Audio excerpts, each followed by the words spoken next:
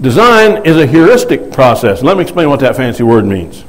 It comes from an old Greek word which means to create, to invent. We need to have devices to get us to thinking about the right stuff for the invention. And all design qualities are about, or here's some stuff you ought to think about when you're designing the work that will engage kids. Because sometimes the content itself will not carry the day. What do you do when you got kids, you want kids to learn something they don't care about? They need to learn the stuff, but they don't care about it. They aren't interested in it. It's not exciting for them, therefore it's not going to, the content is not going to engage them. And so to depend upon the content to engage them is to miss the point. Sometimes we say, well, we can make the content more interesting.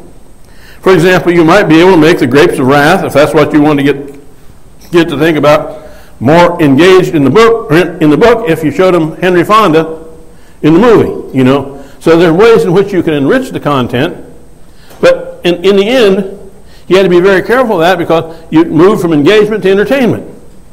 And instead of engaging the kids, you entertain them, and they still don't learn the content.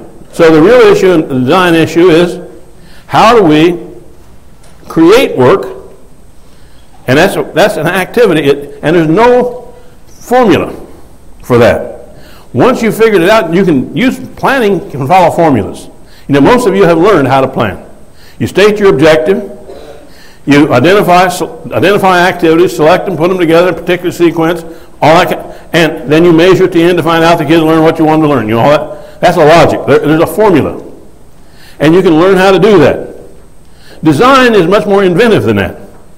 It requires you to create things that have never been invented before. And you have to have some heuristic device to encourage you to invent in the right direction. But the working on the work framework is a heuristic. It's a means of saying, here's stuff to think about when you're designing those products, exhibitions, or performances, because the products and exhibitions and performances, they give meaning to the activity, and that is why it's called work.